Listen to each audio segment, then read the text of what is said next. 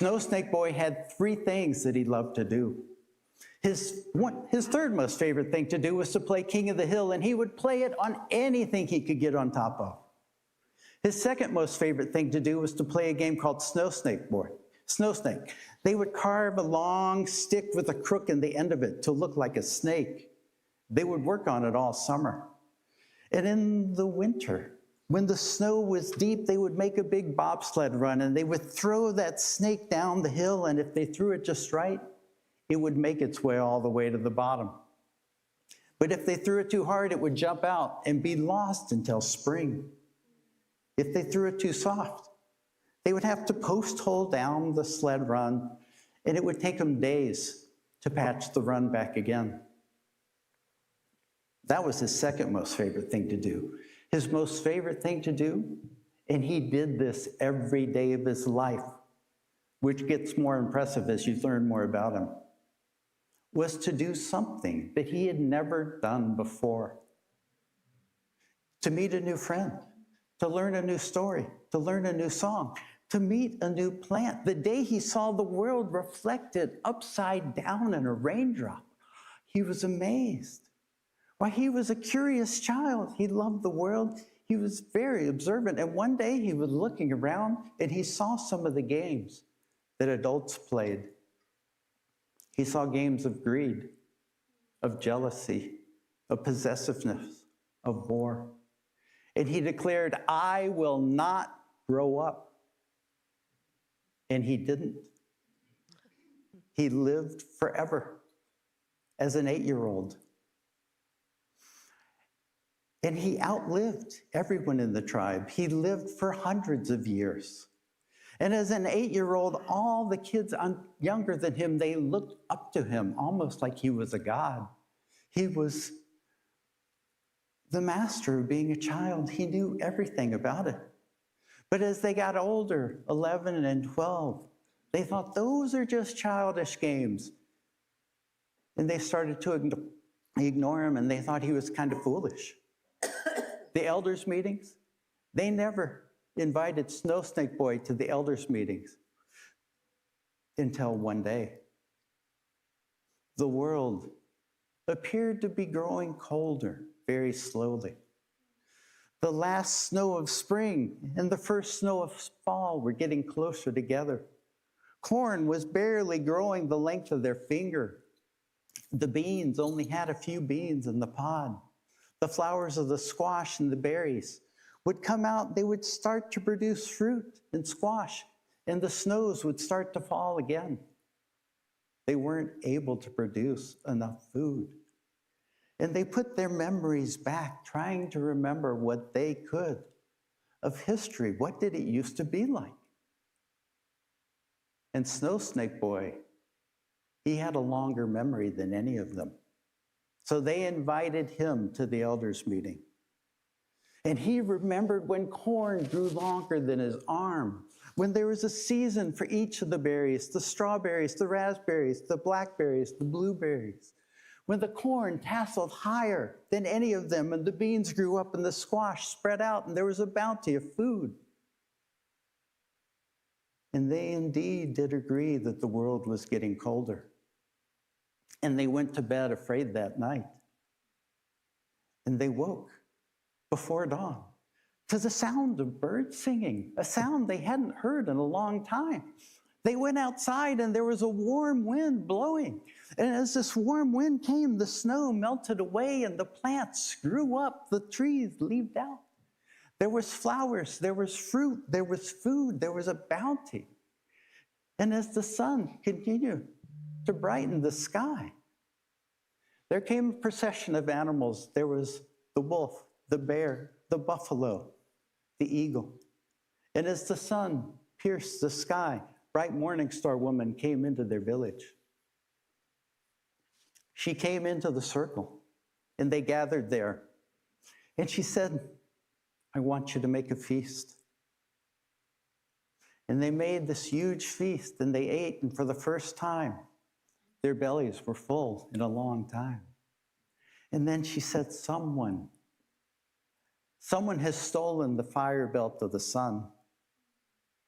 If I don't bring it back, The world as we know it will die. The sun will continue to burn out until it burns out completely. It's a journey I can't do alone. You are the last village I have to come to. I've traveled all over the world. I need someone to go with me. And all of the men in the tribe, they looked and they thought, our families, I would love to go, but I have a family. How can I leave them at this time? And they just looked down in sadness. And as they were looking down, they heard this little boy going, worlds beyond? Beyond this universe? Places we've never been before? We will need to go there? And they looked with anger and scorn at this little boy. How could he think he could do this? But bright morning star woman, she put his arm around him and she took him. And they went. And they did a sweat lodge and they purified themselves. And they found their true nature. Snow Snake Boy as the cedar tree, rooted and grounded in place where he had been for almost 1,000 years. Bright morning star woman is the hawk, able to fly, able to hold on, able to see. And Snow Snake Boy planted himself. He grew up and he pierced the bowl of the sky. And bright morning star woman, she flew up and she grabbed the top of that tree and pulled him up into worlds beyond. Their journey in the universe beyond, I don't know a lot of details about. What I know is they did not fight. They did not steal. They did not lie. They worked. They shared gifts of themselves. They bartered. And they earned back the fire belt of the sun, and they were able to return it to the sun and bring life back to the earth. And when they did, they traveled around to all of the villages. And the last village they came to was the village where Snow Snake Boy was from. And every village sent a representative there. They wanted to give a gift to Bright Morning Star Woman and Snow Snake Boy for returning the fire belt of the sun. Well, they looked at them, and Snow Snake Boy and Bright Morning Star Woman looked at each other. And Bright Morning Star Woman nodded to Snow Snake Boy, you asked for what you want. And so the first thing he did is he ran up on a hill, and they thought, he wants to play King of the Hill.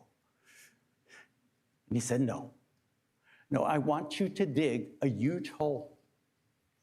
A hole almost the size of the Grand Canyon, the biggest hole that's ever been dug. And they set to work digging this hole. And it took a long time, but they dug this hole in a mountain of dirt. And when they did that, he ran up on top of that dirt, and they thought, we did all this so he can play King of the Hill. And he said, no. Now I want you to scatter all over the earth.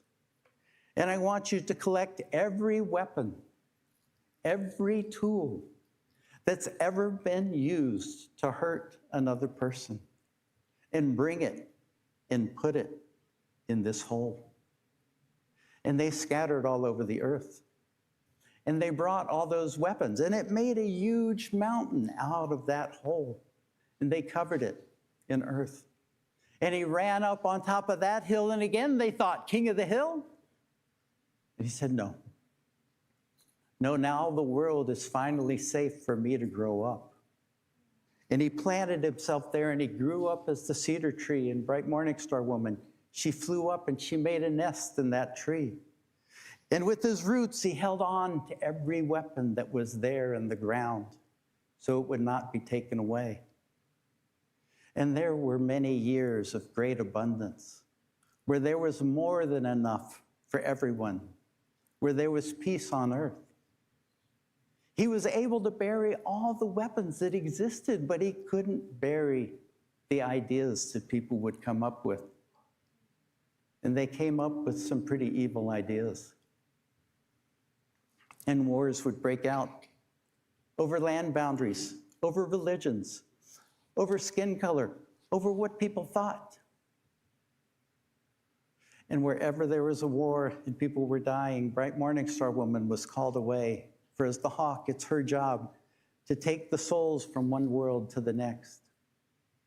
And it's my hope, my prayer, that we can have a time of great abundance where there is enough for everyone, more than enough for everyone.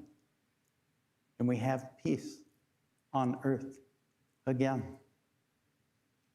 And Bright Morning Star Woman can be called home back to her nest, called back home.